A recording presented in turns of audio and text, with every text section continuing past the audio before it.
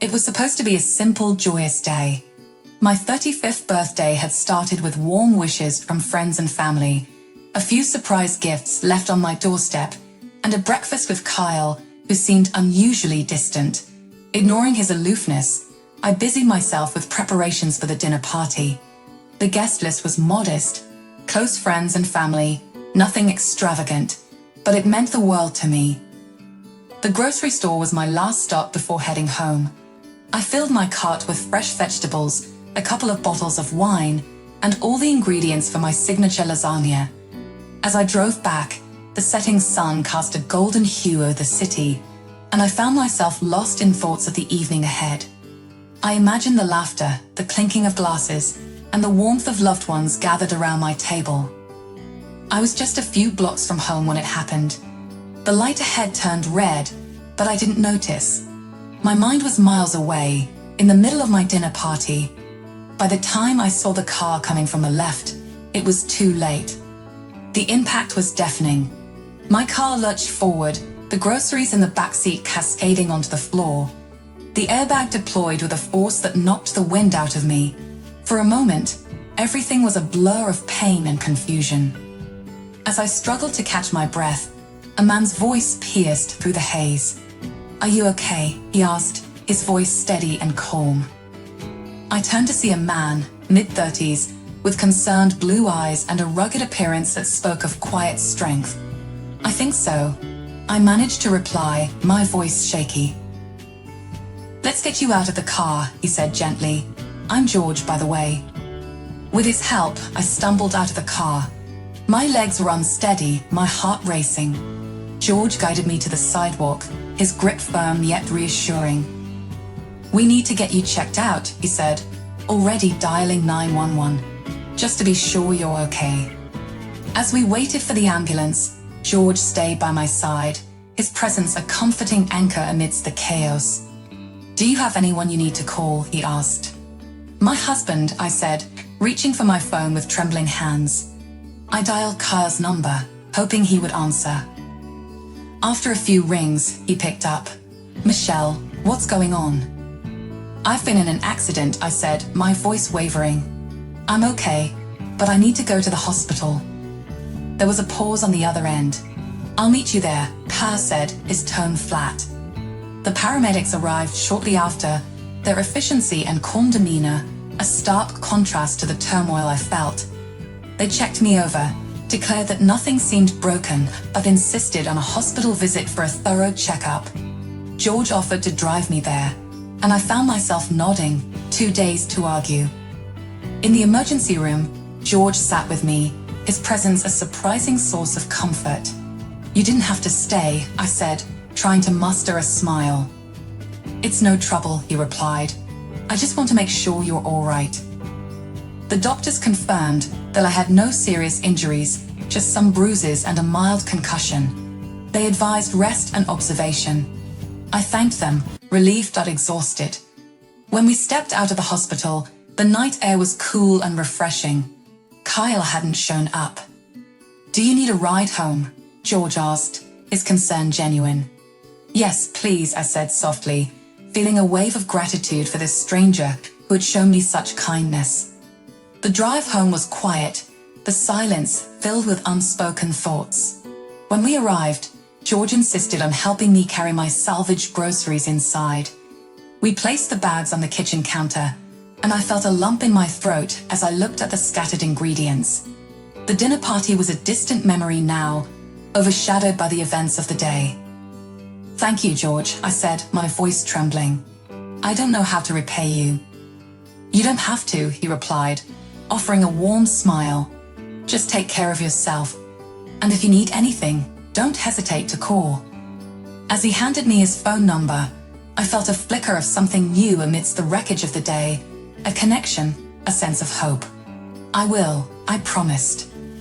After George left, I sank onto the couch, the reality of what had happened finally sinking in. I was alone. My husband hadn't cared enough to come to the hospital, and my birthday had ended in a way I could never have imagined. But in the midst of it all, a bond had formed with a kind stranger who had gone out of his way to help me. The days following the accident were a blur of physical recovery and emotional turbulence. I took time off work to rest, but it seemed to do little to alleviate the exhaustion that weighed me down. Kyle's presence was sporadic at best.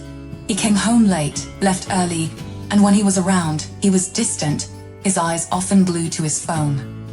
One evening, about a week after the crash, I decided to address the growing distance between us. I prepared his favorite meal, hoping it would create a space for us to reconnect. As I set the table, my mind raced with questions and doubts. When Kyle finally walked through the door, he looked surprised to see the dinner set up. "What's all this?" he asked, hanging his coat on the back of a chair. "I thought we could have dinner together," I said, trying to keep my voice steady. "We need to talk."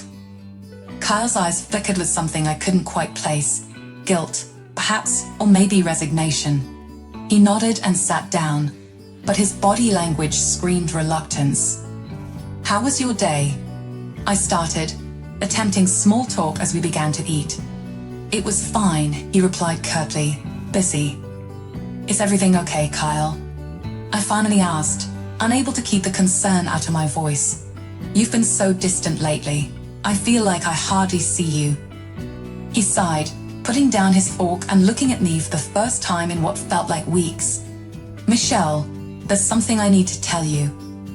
My heart pounded in my chest as I waited for him to continue. The seconds stretched into what felt like an eternity. "I'm leaving," he said finally, his voice low but firm. "I've met someone else. Her name is Cindy, and she's pregnant. We're having a baby." The words hit me like a physical blow. I sat there, stunned, unable to process what he had just said. "What?" was all I could manage to whisper. "I'm sorry," he continued, his tone devoid of real remorse. "I didn't mean for it to happen this way, but I can't keep living a lie. Cindy and we're in love, and we want to start a family together." I felt a rush of anger and betrayal surge through me. "How long?" I demanded, my voice shaking. "How long have you been seeing her?" "About a year," Kyle admitted, looking down at his plate. "A year?" I echoed, disbelief and hurt mingling in my voice. "You've been lying to me for a year." "I didn't know how to tell you," he said weakly. "I didn't want to hurt you." "Well, you've done a great job of that," I snapped, pushing my chair back and standing up. "You've not only betrayed me, you've wasted a year of my life." "I'm sorry, Michelle," Kyle repeated, but the words felt hollow. "I'll move out. We can talk about the details of the divorce later." The reality of his words hit me like a tidal wave. Divorce, the end of our marriage, the life we had built together crumbling before my eyes. I felt tears welling up, but I refused to cry in front of him. "Just go," I said, my voice barely above a whisper. "Get out." Kyle stood, hesitating for a moment, as if he wanted to say something more, but then thought better of it. He grabbed his coat and left, the door closing with a finality that echoed through the empty house. I sank to the floor, the tears finally spilling over. My marriage was over, my life turned upside down. The pain was overwhelming, a deep, gnawing ache that consumed me. I felt lost, abandoned, and utterly alone. For the next few days, I existed in a fog of grief and confusion. My parents, upon hearing the news, rushed over to support me. They helped me pack up my things, reassuring me that I wasn't alone, that I had their love and support. "Michelle, you're strong," my mother said, her voice gentle but firm. "You will get through this. We're here for you." My father added, "It's okay to grieve, but don't let this define you. You have so much ahead of you, and we'll help you every step of the way." With their help, I found a small apartment across town. It wasn't much, but it was a place to start over. The space was small, but it was mine, a blank slate where I could start over. My parents helped me unpack, their presence a comforting reminder that I wasn't alone. "Let's start with the kitchen," my mother suggested, opening a box labeled dishes. "Okay," I agreed, grateful for her guidance. "Thanks for being here, Mom." "We wouldn't be anywhere else, sweetheart," she replied, giving me a warm smile. "You're going to be all right." My father was busy assembling a bookshelf in the living room, his methodical movements a calming sight. "This place has potential," he said, looking around. "You'll make it home in no time." "I hope so," I said, trying to muster a smile. "It just feels so empty right now." "One step at a time," he advised. "Focus on filling it with things that make you happy." As the days turned into weeks, I slowly settled into my new routine. I found a job at a local marketing firm, the work both challenging and rewarding. My colleagues were welcoming, their support a balm for my wounded spirit. I threw myself into the job, eager for distraction and a sense of accomplishment. One evening, I received a call from George. He had been a constant presence since the accident, checking in on me and offering support. "Hey Michelle," he greeted, his voice warm. "How's everything going?" "It's getting better," I replied, genuinely pleased to hear from him. "I'm keeping busy with work, which helps." "That's good to hear," he said. "Listen, Bob and I are going to the park this Saturday. Would you like to join us?" "I'd love to," I said, smiling at the thought. "It'll be nice to get out and do something fun." Saturday arrived with clear skies and a gentle breeze. As I approached the park, I saw George and Bob by the playground. Bob's laughter rang out as he played, a sound that brought a smile to my face. "Michelle," Bob called out, running over to me. "Come play with us." "Hi, Bob," I said, bending down to give him a hug. "What are we playing?" "Tag. You're it," he declared, tapping my arm before darting away. George and I exchanged amused glances as I chased after Bob, his laughter infectious. After a while, we settled on a bench, watching Bob climb the jungle gym. "Thank you for inviting me," I said to George. "I needed this." "I'm glad you came," he replied, his gaze steady. "You deserve some happiness, Michelle." As the sun began to set, we decided to head back.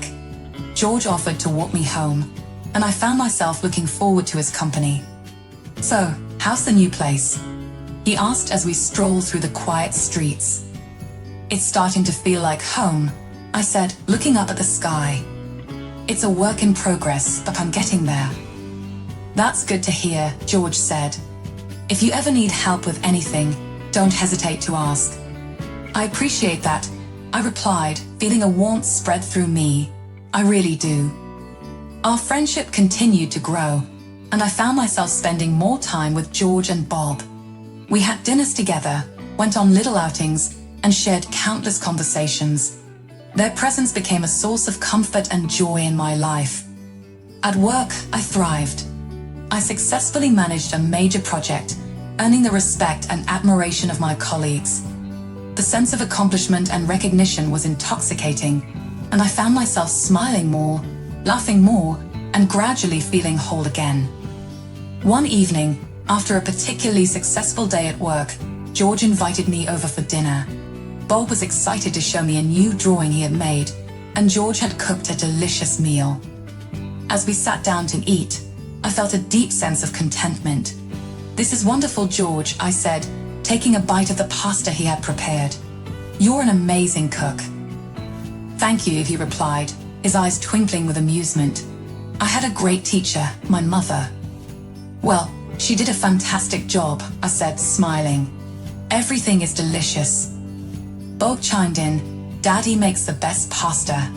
And Michelle, I drew this for you." He handed me a colorful drawing of a sunlit park, the three of us playing together. "Bob, this is beautiful," I said, touched by his gesture. "I'll treasure it." As the evening progressed, we talked and laughed, the bond between us growing stronger. By the time I left, I felt a renewed sense of hope and happiness. Life had thrown me into turmoil, but piece by piece, I was rebuilding, surrounded by new friends, new opportunities, and the unwavering support of those who cared. Walking back to my apartment, I reflected on the journey so far. The pain of Kyle's betrayal was still there, but it was no longer the defining feature of my life. I had found new strength within myself, a resilience that carried me through the darkest days. And as I looked ahead, I felt ready to embrace whatever came next, knowing that I was no longer alone. One Saturday morning, as we were finishing breakfast at a cozy diner, George looked at me thoughtfully. "You know, Michelle, you've become a really important part of our lives." "Thank you, George," I replied, touched by his words. "You and Bob mean a lot to me too. I don't know what I would have done without your support these past few months." Bob, munching on a piece of toast, looked up with a grin. "Michelle, can we go to the zoo today? They have a new baby elephant." I laughed, ruffling his hair. "How can I say no to that? A baby elephant sounds adorable." George chuckled. "The zoo it is then. Let's get going." The zoo was bustling with families and children. We wandered through the exhibits, Bob's excitement contagious as he marveled at the animals. At the elephant enclosure, we watched the baby elephant play, its clumsy antics drawing laughter from the crowd. "Look, Michelle," Bob pointed, his eyes wide with wonder. "Isn't it cute?" "It's absolutely adorable," I agreed, smiling at his enthusiasm. As we moved through the zoo, George and I fell into easy conversation. "It's amazing how resilient kids are," he said, watching Bob run ahead to the next exhibit. "After my wife passed, I was so worried about him, but he's bounced back stronger than ever." I glanced at George, feeling a pang of empathy. "You've done an incredible job with him, George. He's such a happy, loving child." "Thanks," George said, his expression softening. "I just want to make sure he knows he's loved. And having you around has made such a difference. You bring a lot of joy into our lives." I felt a warmth spread through me at his words. "I'm really glad to hear that. You both have brought a lot of joy into my life too." We continued our day at the zoo, the bond between us growing deeper with each shared moment. As we walked back to the car, George turned to me. "Would you like to join us for dinner tonight? We can order in and watch a movie. Bob's been begging to watch the new animated film." "I'd love to," I replied, feeling a sense of contentment. "That sounds perfect." That evening, we settled in George's living room, the aroma of pizza filling the air. Bob cuddled up between us, his eyes glued to the screen as the movie began. I felt a sense of belonging, a warmth that had been missing for so long.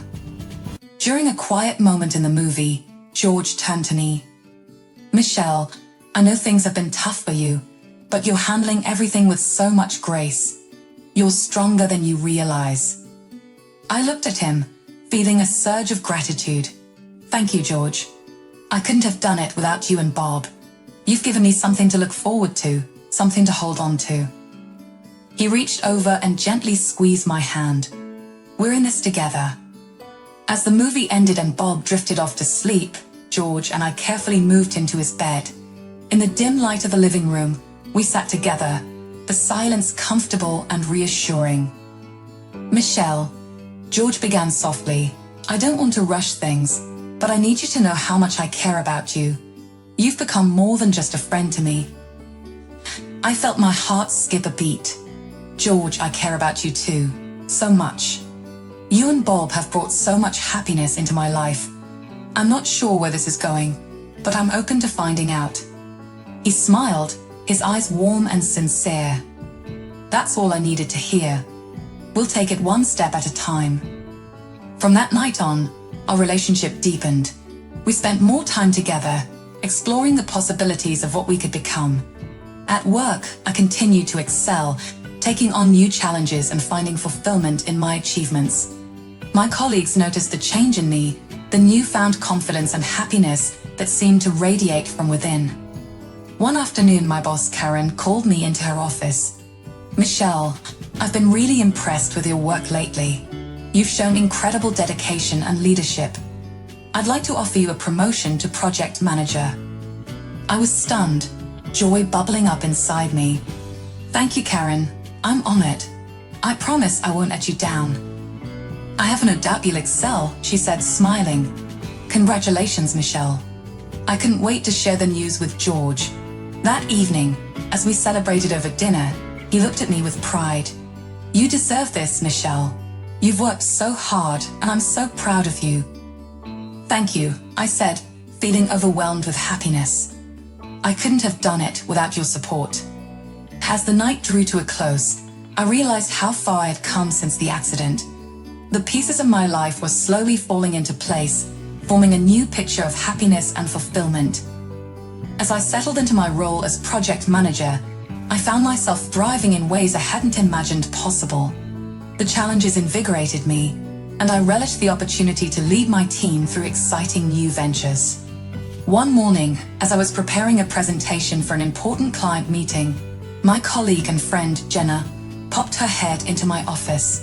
"Hey Michelle, congrats on the promotion again. How are you settling in?" "Thanks, Jenna," I replied, smiling. "It's been a whirlwind, but I'm loving it. How's everything with you?" "Busy as usual," she said with a grin. "But I wanted to invite you to a little get-together at my place this weekend. Just a few friends, nothing fancy. You in?" "I'd love to come," I said, feeling a surge of warmth at her invitation. "Count me in." As I immersed myself in work, my relationship with George continued to flourish. We spent our evenings and weekends together, our bond growing deeper with each passing day. Bob was a constant source of joy, his laughter and innocence a reminder of the simple pleasures in life. One evening, as we were preparing dinner at George's house, he turned to me with a thoughtful expression. "Michelle, I've been thinking, how would you feel about moving in together?" The question caught me off guard, and I paused, considering my response. "I'd love that, George," I said, feeling a rush of happiness. "I think it's a wonderful idea." His face lit up with a smile. "I'm so glad to hear that. It feels like the next natural step for us." We spent the next few weeks making plans, deciding how to combine our households and create a home that reflected both of us. Moving in with George and Bob felt right, a seamless transition into a life that promised love and stability. One Saturday, as we were unpacking boxes in our new shared space, Bob ran into the room, his face alight with excitement. "Michelle, look, I found my old drawing of us at the park." I took the drawing from him, smiling at the memories it evoked. "This is beautiful, Bob. We should frame it and put it up." "Really?" he asked, his eyes wide with delight. "That would be awesome." George joined us, wrapping an arm around my shoulders. "We'll make this place our home together," he said, his voice filled with warmth. As we settled into our new life together, I found myself surrounded by a sense of peace and contentment. We established routines, creating a loving and supportive environment for Bob. Our evenings were filled with laughter and conversation, the simple joys of being a family. One evening, after tucking Bob into bed, George and I sat on the porch, enjoying the quiet of the night. "I can't believe how much has changed in such a short time," I said, leaning into his embrace. "Life has a way of surprising us," George replied, his voice soft. "But I'm grateful for every moment we have together." "Me too," I said, feeling a deep sense of gratitude. I never imagined I could be this happy again. George took my hand, his touch warm and reassuring. "We've built something beautiful, Michelle, and I know there's so much more ahead for us." As the months passed, we continued to grow as a family. Bob thrived in school, his enthusiasm for learning a source of pride for both George and me. My parents visited often, their support unwavering as I navigated this new chapter of my life. One Sunday, while we were having brunch at my parents' house, my mother pulled me aside. "Michelle, I'm so proud of you," she said, her eyes shining with emotion. "You've come so far, and you've created such a beautiful life for yourself." "Thank you, Mom," I replied, feeling a lump in my throat. "I couldn't have done it without your support." "We'll always be here for you," she said, giving me a hug. "No matter what." One night, as George and I were getting ready for bed, he turned to me with a serious expression. "Michelle, there's something I've been wanting to ask you." My heart skipped a beat as I looked at him, sensing the importance of his words. "What is it, George?" He took a deep breath, reaching into his pocket and pulling out a small velvet box. "Michelle, you've brought so much joy and love into my life. I can't imagine my future without you in it. Will you marry me?" Tears filled my eyes as I looked at the man who had become my rock, my partner, and my best friend. "Yes, George," I said, my voice choked with emotion. Yes, I will marry you. He slipped the ring onto my finger, his eyes shining with happiness. I love you, Michelle. I love you too, George, I replied, feeling a profound sense of joy and anticipation for the future we would build together. As we held each other that night, I knew that this was just the beginning of a beautiful new chapter in our lives. A chapter filled with love, hope, and endless possibilities. The months following George's proposal were filled with joy and anticipation.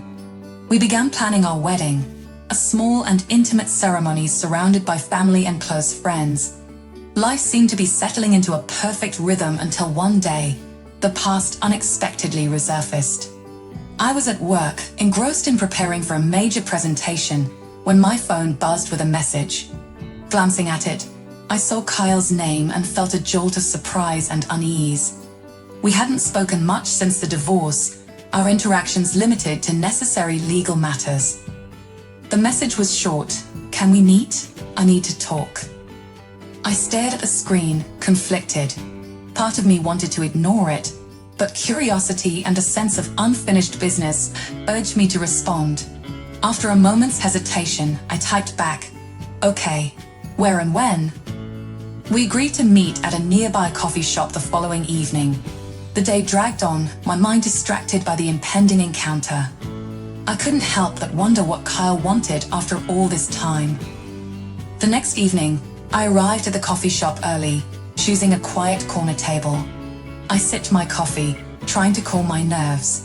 When Kyle walked in, I was struck by how different he looked, tired, worn, and carrying a weight I hadn't seen before. "Michelle," he greeted, sitting down across from me. "Thanks for meeting with me." "Sure," I replied cautiously. "What's going on, Kyle?" He took a deep breath, his eyes avoiding mine. "I've been doing a lot of thinking lately, about everything that happened about us." I stayed silent, waiting for him to continue. "I made a huge mistake," he said finally, his voice filled with regret. "Leaving you for Cindy, it was the worst decision of my life. She and I aren't together anymore. Things didn't work out, and now she's taken our child and left." I felt a pang of sympathy, but also a rush of anger. "Kyle, you destroyed our marriage for a fling. You lied to me for a year. Do you expect me to feel sorry for you now?" "I don't expect anything from you," he said quickly. "I just needed to apologize, to tell you how sorry I am for everything. I know I hurt you deeply, and I regret it every single day." His words hung in the air, heavy with sincerity. Part of me wanted to lash out, to make him feel the pain he had caused. But another part of me, the part that had healed and moved on, felt a strange sense of closure. "I appreciate your apology," I said after a long pause. "But you have to understand, I've moved on. I'm happy now, with someone who truly loves and respects me." Kyle's eyes filled with a mixture of sadness and acceptance. "I'm glad you're happy, Michelle. You deserve that. I just wish I had realized what I had before it was too late." We sat in silence for a few moments, the weight of the past lingering between us. Finally, Kyle stood up. "I won't keep you any longer. I just needed to say my piece. I hope you find all the happiness you deserve." "Thank you, Kyle," I said, feeling a sense of finality. "I hope you find peace too." As he walked away, I felt a strange mixture of relief and sadness. It was the end of a chapter, a final closure to a painful part of my past. But it also reaffirmed how far I had come, how much I had grown and healed. That evening, I returned home to George and Bob, the warmth of their presence a comforting balm. George immediately sensed something was on my mind. "You look thoughtful. Everything okay?" I smiled, feeling the love and security of our home. "Yes, everything is fine. Just had an unexpected meeting with Kyle. He wanted to apologize." George's eyes narrowed with concern. "Are you all right? What did he say?" "He regrets what he did," I explained. "And he apologized. It was closure, I guess." George reached out, taking my hand in his. "You deserve all the happiness in the world, Michelle. Don't let the past weigh you down." I won't, I promised, squeezing his hand. I'm just grateful for where I am now, with you and Bob. As we settled into our evening routine, I felt a renewed sense of peace. The past had resurfaced, but it had no hold over me anymore. I had built a new life, one filled with love, hope, and endless possibilities. Later that night, as George and I sat together on the couch, he turned to me with a serious expression. Michelle, I know it's hard when the past comes back like this, but I want you to know that I'm here for you always. We're building a future together, and nothing will change that. I leaned into him, feeling the strength and love in his words. Thank you, George. I needed to hear that. I love you. I love you too, he said softly, wrapping his arms around me. And we'll face everything together, no matter what. With the past firmly behind me, I focused on embracing the present and all the joys it brought. George and I continued planning our wedding, finding delight in every detail, from choosing the perfect venue to sampling cakes. It was a busy, joyous time, filled with love and anticipation. One Saturday morning, as we sat at the kitchen table, surrounded by wedding magazines and color swatches, I felt a wave of nausea wash over me. Setting down the swatch I was holding, I took a deep breath, trying to calm my suddenly queasy stomach. Are you okay, Michelle? George asked, concern evident in his voice. I'm feeling a bit off today, I admitted, trying to brush it off as best as I could. Maybe you should lie down for a bit, he suggested, reaching across the table to take my hand. I can finish up here. I nodded gratefully, the nausea intensifying. That sounds like a good idea. Thanks, George. As I lay in bed, the events of the past few weeks raced through my mind. The wedding planning, the excitement of starting a family with George, and now this unexpected bout of nausea. Could it be? The thought sent a surge of both excitement and apprehension through me. I had been feeling off for a few days now, but I had brushed it off as stress from work and wedding planning. But now it all made sense. Later that afternoon, after resting for a while, I made my way downstairs to find George in the kitchen, preparing lunch. How are you feeling? He asked, turning to greet me. I'm feeling better, I said, but then hesitated. Actually, George, there's something I need to talk to you about. His brow furrowed with concern. What is it, Michelle? You're scaring me. I think I might be pregnant, I confessed, my heart pounding in my chest. George's eyes widened in shock, and for a moment, he seemed at a loss for words. Are you sure? He finally managed to ask. I want to make sure before we get too excited, I said, feeling a surge of nerves. I'm going to schedule a doctor's appointment tomorrow to confirm. That sounds like a good idea, George agreed, his voice filled with excitement. But regardless, I'm here for you, Michelle. Whatever happens, we'll face it together. As we stood there in the kitchen, wrapped in each other's arms, I felt a profound sense of gratitude for the love and support of my fiancé. Whatever the future held, I knew that with George by my side, we could handle anything that came our way. George and I eagerly awaited the results of the doctor's appointment, our hearts brimming with hope for the future. And when the confirmation came, our happiness knew no bounds. We're going to be parents, George exclaimed, his eyes shining with joy as we left the doctor's office hand in hand. I can't believe it, I whispered, feeling a rush of emotions. It's real, George. We're going to have a baby. He pulled me into a tight embrace, his arms a comforting anchor. I couldn't be happier, Michelle. This is everything I've ever wanted. But amidst the excitement of impending parenthood, we hadn't forgotten about our wedding plans.